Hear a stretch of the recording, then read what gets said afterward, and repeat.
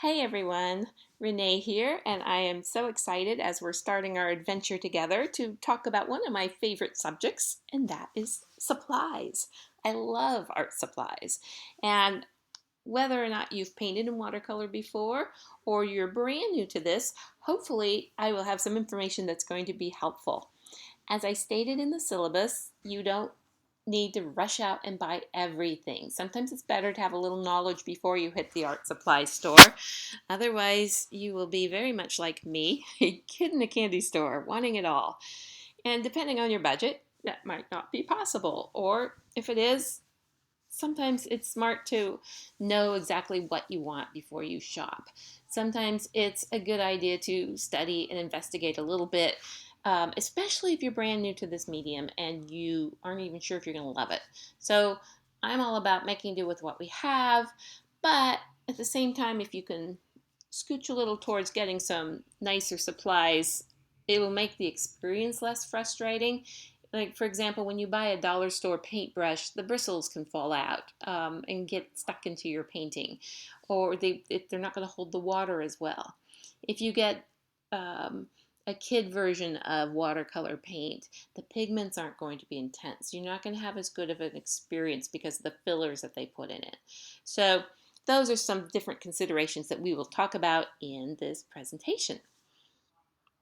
Onward. So, for watercolor, paint is the very first thing we want to talk about. And paint comes in a lot of different forms for watercolor. You can have the tube colors. The ones in the center of the picture are gouache, which are opaque watercolor. You can use that or not. Gouache is a little bit, I mean, I love working with gouache, so if you want to do it, go for it. But it's not the same, it doesn't travel the same on paper. It's treated a little bit differently. So mostly for this class, we would deal with traditional watercolor. So tube watercolor, gouache, and then the last is the cake watercolor. So these, in this photo, it's showing this handy dandy little palette that you can use, and it has the dry form of the watercolor in it that you would spritz with water and activate. So either of those will work. This is one of my favorite ones, actually, is one of these. It's not the kid version. This is actually professional watercolor paint in a dry form, and it's made by Grumbacher. And I think their quality, their pigment is really beautiful. This one I've had a lot of success with and enjoy it. So that's my recommendation. If you're just starting out, you can get one of these fairly inexpensively. Tube form again, there's all different brands of this. Holbein, Winsor Newton, there's lots of good brands out there. So getting the little tubes.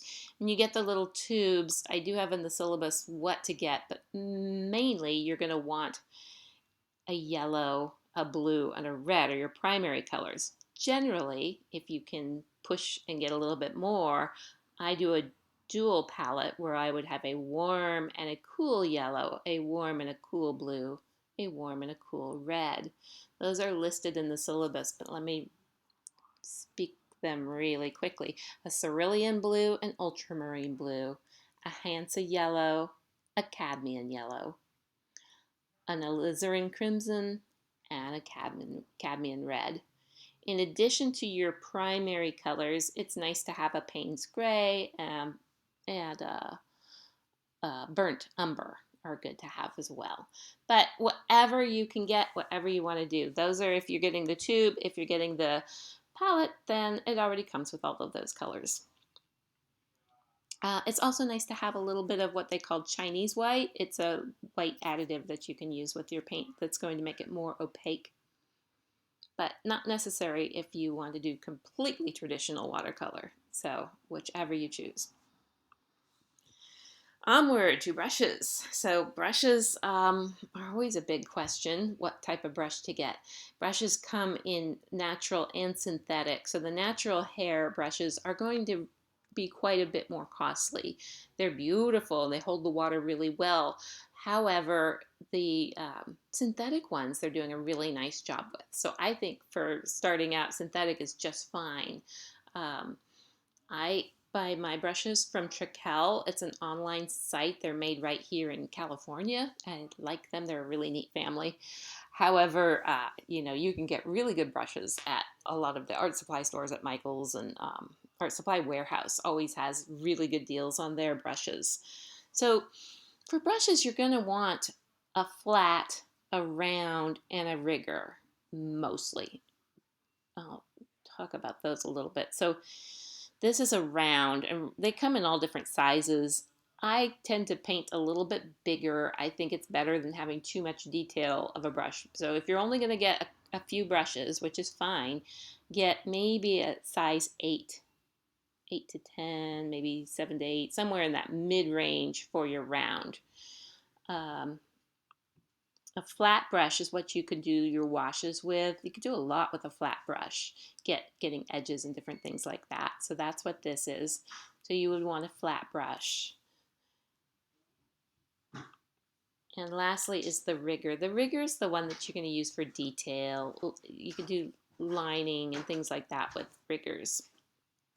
And get a lot of the little detail work in, which I'm not as much about the detail, but it's always good to have one.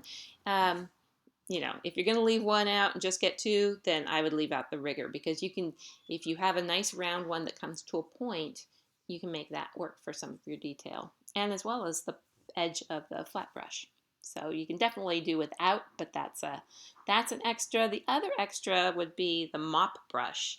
Those are for big washes when you're going to do a bigger painting, filling up that paper with a big wash of color. The mop brushes are just big and full and hold in a lot of water and paint and get the paper really wet. It's nice to have. Again, it's more of a splurge brush for a beginning class. You can absolutely get one, but don't feel like you need to. The last, though, is one I really do recommend, is getting a water brush. These water pen, water brush, this one's by Pentel. I think theirs is the best. There's quite a few out there. Some of them leak, but this one I like a lot. It's Michael's has them. You can get them online at Amazon, different places. Basically, you unscrew the thing and you fill that little blue part is a well that you fill up with water, and then you just can squeeze it as you go and kind of rinse off your brush. These are so great for when you're on the go. I keep one in my purse always. This is what I use in my sketchbook. So you don't need all the different sizes. I would just get the middle one probably. It's like a medium round, but whichever. Another good thing to have on hand is a spray bottle to get your paper misty wet. And to mist your cake paints if you're getting the cake version of the paint. It's nice to have a little spray bottle. And then you wouldn't want to forget, oh right, a palette. Of course, if you get the tube paints, you're going to want a palette to put them on. So there's all different kinds of palettes out there. There's ones that close up. There's ones, that just open and giving you a lot of surface area, like the one pictured here. And then, of course, we will move into paper. You're going to need paper to paint on. So paper comes in all different types for watercolor paper. The larger the poundage, the less it's going to curl up on you and it'll handle better. But also the more expensive it is. So it's sort of like if we're just exploring watercolor in these 8 weeks, you're not doing any big pieces. So at least I don't think you are. Lighter weight is really okay. We can handle it. It won't curl as much when you're doing smaller pieces. But paper comes in blocks where it's all sealed up on the edges and it won't curl up on you. You can also get it by the pad, or you can get it by the sheet. So if you want to get the big sheets and cut it down yourself and cut the sizes you want, that works for sure. Watercolor paper also comes in different finishes. So that's always a question of what to get: hot press, cold press, rough. Rough, I think, is a little difficult to handle, especially for a beginning painter.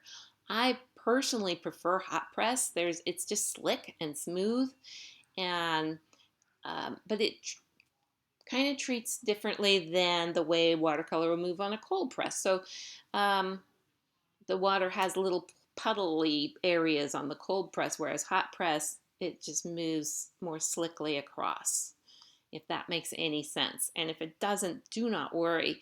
You can just get both if you want and try them and see which you prefer. A lot of people like that traditional with the little bumpiness of the cold press. Um, so you're welcome to try them both or just choose one. Whatever you prefer will make it work.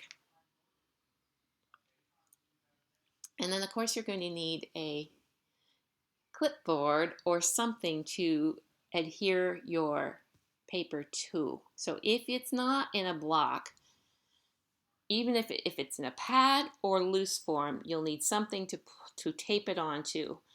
Um, so a big clipboard like this works. Of course, it's the tape is going to kind of rough up that clipboard just a little bit because they're made out of masonite, and so sometimes it could tear. So if you don't want to use the big fancy one like this, you can also just get boards like just pure masonite boards. They come in all different sizes. You can also use a meat tray. I've done that before, or a plastic board. You can get clipboards at dollar store, so they're only, I think Daiso, the $1.50 store, has them. So that's always a good option. And then, of course, you'll need the tape to put it down. So we will be talking about that in one of those lessons. But you tape down the paper, and mostly what that does, especially when it's in a small form, I will also be addressing um, other things that you do with your paper, but for the purposes of most of our exercises, we'll be taping it down to the board, and that's going to keep it from wrinkling up. I mean, it will buckle up a little bit, but then when it dries, it will dry flat, and then you take the tape off, and you have that nice crisp edge around there. So painter's tape is really best for this.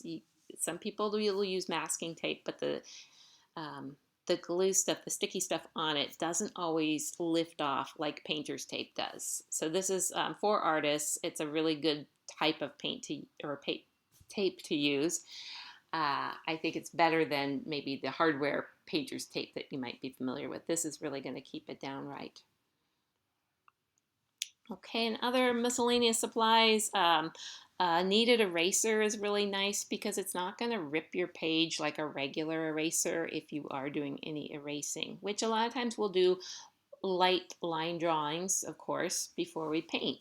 There's a pencil there. You can use any pencil you want. Number two, I generally will use a mechanical pencil on mine because I think it's just a nice light line. It just seems to work really best with my style of watercolors, and it lifts off really easily. So if you have a mechanical pencil, that's a great thing to have. If you have a regular pencil, make sure you have a good sharpener.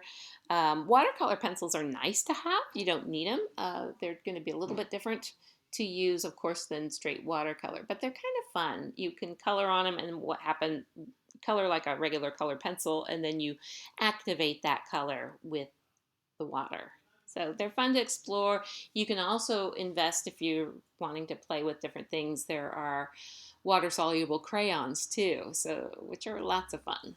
Caran d'Ache is probably my favorite of the watercolor crayons. For this class, you will need a sketchbook. Sketchbooks come in all different sizes and all different types of paper. Since you will be doing a little watercolor work in your sketchbook often and with that water brush, I think it's best to have one with a thicker paper. Nature Sketch is the one I use. I fill up one of these every couple weeks or so. But they're a little tricky to find, so you might have to go on Amazon and look for the Nature Sketch if you want this one. I like it because it's a heavier weight, it's a thicker paper. You can also get a mixed media one. I think Canson has one. It's a blue cover, a mixed media. That's, I believe, 90 pounds, and that works too. So 90 pounds or higher would be great. Mixed media generally is made to take the water. If you get just a regular sketchbook, it's going to be really thin. You can certainly make it work. If that's what you have, then we'll make it work for sure. But just know that your papers are going to wrinkle up in the sketchbook. And last, just some ideas on where to shop for all of this. Michael's, of course, is the go-to place around here. Art Supply Warehouse, I make the extra drive there because they have really good deals. They're a really wonderful group of people there. They always have what I need, but it's all the way in Westminster. Right now they do have a curbside service, so it's a good place to go. You can also shop online. Dick Blick is great. They always have it all for the most part. Trekell is where I get my brushes, as I mentioned before. Natural Pigments is one of my favorite paint companies. They make their own pigments up in Willits, California, Northern California. And they're just super nice to work with. Their website is fabulous for information and everything, so it's a great place to visit. Um, then, of course, Amazon. And then I put on their Greenleaf and Blueberry if you're really feeling the need to splurge. Greenleaf and Blueberry, they come out with their paints, about every few months. They'll have a release where everybody goes online at once and tries to buy their stuff and they sell out. They make all their paint by hand and it's beautiful stuff, but it's really different handling than the other paints I talked about. It has a lot more pigment in it and sort of a granular quality. But it makes a beautiful painting, and it's kind of fun to get one of their little things. Their little mini palettes, though, like they run a lot. They're like, I don't know, but it's a fun website. Go look at it and get onto one of the race things one time, and just to see how fast all the supplies run out. But anyway, there's so many options online. There's lots of other online shops too for art supplies. Jerry's is another one I forgot to put on here. Jerry's has really good deals from time to time as well. So look around. If you have any questions on any of this, there are so many things that you might have questions on. Please feel free to reach out, drop me a line, and I will help you with your decision process. Again, don't feel like you have to go out and get all of this stuff. If you just want to just do this class with and I forgot to mention, Sketch and Wash pencil is a water soluble graphite pencil that I think you will really enjoy. So if you can pick up one of those and you want to do the whole class just in black and white, you certainly can. I will be teaching about color too, but it's all whatever you can do is fine with me. All right, so have fun shopping if you get to shop. Have fun gathering stuff around your house, otherwise finding your supplies, and get ready to get started. Thanks.